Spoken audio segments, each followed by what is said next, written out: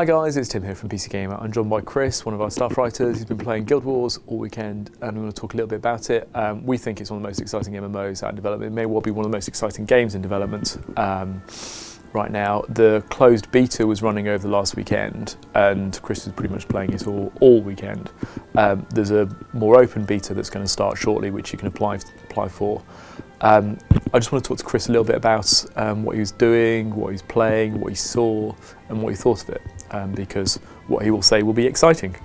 So Chris, you started, what character did you start as? I made a human warrior lady. Okay, and so why pick the warrior? What was interesting about it?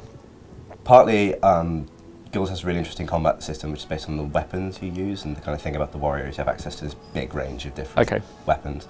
Also, I kind of wanted to see what the differences were between it and other MMOs, and Warrior is such a kind of benchmark class in that regard. So, what is the difference? Why are we getting so excited about it? Well, the main thing everyone's talking about is the events system. You know, Guild Wars doesn't have quests, and if you use that word in relation to it without word doesn't have in front of it, people get very cross at you, because it's all about dynamic events that are happening in the world that you just sort of run into. You never meet a guy who says, kill 10 things. You go into the world and something is happening, and how you respond to it should be very natural. If you see bandits attacking and, you know, supply caravan, you do what comes naturally, which is join the bandits, kill the caravan.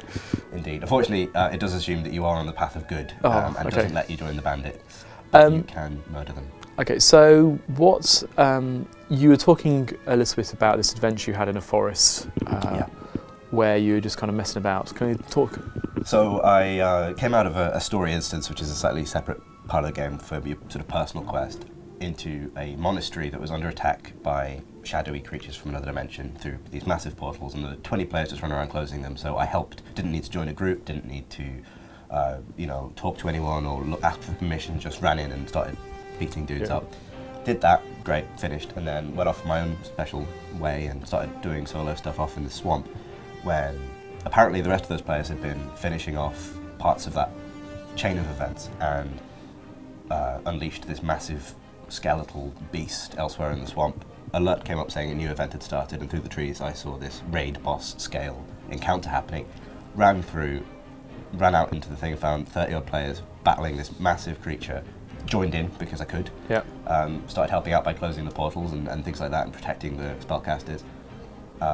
And joined in. Everyone sort of was improvising tactics on the fly, which is really interesting, because it was sort of, you know, in any other MMO that would have been a raid that you have to get 40 people together for and plan out. So it's much more ad hoc and much more kind of... and people improvising based on what they know about their classes. So I know I'm melee DPS, I can help out with that. I'm not going to be able to hit its head, because that's really high up and I'm down here, you know, as you have noticed and like to point out. But I can, you know, help the casters, and then when we eventually sort of knocked it down to the ground, I can then run in and beat it up. And at the end of that, everyone gets like a ranking for their contribution. So I was really proud of myself because I got a gold ranked contribution based on how much damage I did.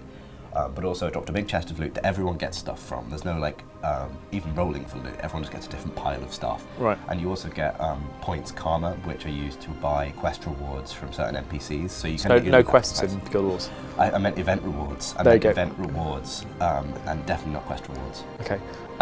You talked a little bit earlier about your class, and it felt very different based on kind of what weapons you had.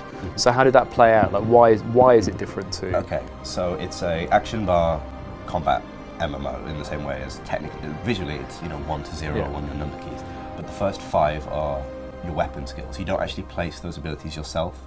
They change based on what you're slotting into those different slots. It's almost like parts of a hand of cards. And when you equip a new weapon, those first 5 change to match your weapon. But you also unlock them as you use that weapon. So also if you're dual wielding, it's like the first 3 are your main hand and the last 2 are your offhand. So different weapons have very different capabilities. You can throw a two-handed sword like a boomerang, which doesn't make any sense. Okay. How much of the how big is the beta at the moment? Like, how much can you play up to? Did you manage to get to the end of it? I got to the end of the story content, which was about level 20. The level cap is 80. I don't know if that's necessarily representative of the amount of time. It felt like I was only kind of scratching the surface of the story quest. It was very kind of beginning stuff, and I started to uncover what seemed to be the big plot for my character, but I didn't really get a chance to see very much of it. So if you had to choose, I mean, you're quite a big MMO player. If you've got a limited amount of time and you've got to choose between playing Guild Wars, WoW, Star Wars: The Old Republic, EVE, all the rest of them, what do you want to play right now? I want to play more Guild Wars. I want to see how it evolves. It got more interesting the more I played of it, especially as I got out the starting areas, which were flooded with people, and into places where events were a little bit more, touch and go. It's a very different game. That's what impresses me about it. It's not such an even comparison. It's amazing for the amount of MMO stuff it takes out, like having to return to town all the time. Fast travel is instantaneous between any area you've already visited, so there's no sitting on a griffin. So in terms of like, if I did have a much more limited amount of time to play MMOs, I'd almost certainly play Guild Wars because it gets you into fun things very quickly. It's more about just having fun in a direction rather than having to plan it too much. Cool. Well, it sounds great.